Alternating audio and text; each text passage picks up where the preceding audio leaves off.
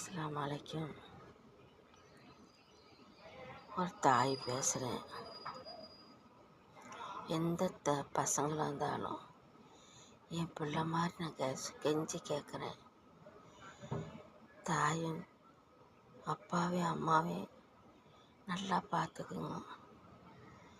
ரொம்ப தங்கத்தை கொடுக்க வேண்டாம், வைரத்தை கொடுக்க வேண்டாம். 3 வேளை கஞ்சி, ஒரு நிம்மதி, கட்டுறதுக்கு ஒரு துணி, இதுக்கு மேலே எங்களுக்கு எதுவுமே தேவையில்லை. அதுதான் முக்கியம்.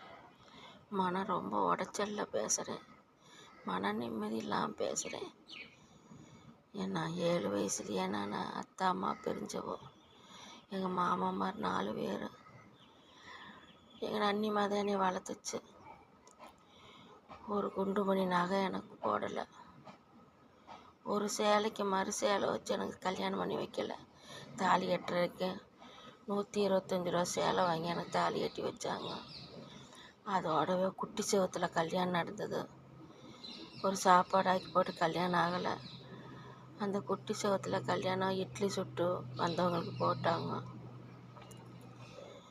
அந்த சுற்றி வர மேலே பூரா கூரை இல்லை, சுற்றி வர குட்டி செவரு, அதில் தான் கல்யாணம் நடந்தது எனக்கு.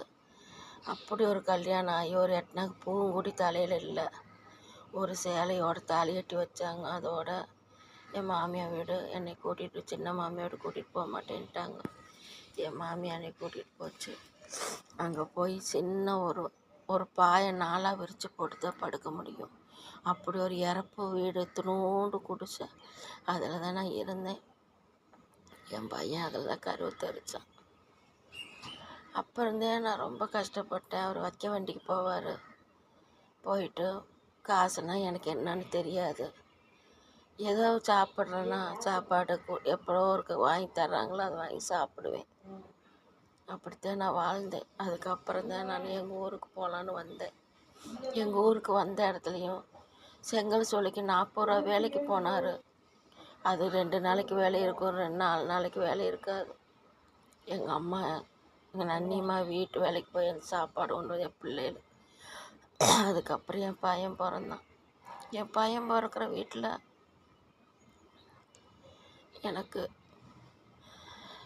ஒரு ஆஸ்பத்திரி கூட்டிகிட்டு போகல. வீட்லேயே கயிற்றை கட்டி தொங்க விட்டு அந்த கயிற்றை பிடிச்சிக்கிட்டே 5 நாளாக குழந்த பிறக்க அவ்வளோ கஷ்டப்பட்டு 6ஆவது நாள் தான் அந்த பையன் பிறந்தான். பக்கத்து வீட்டுக்காரவங்க தான் வந்து பிள்ளை பேர் பார்த்தாங்க. அதுக்கு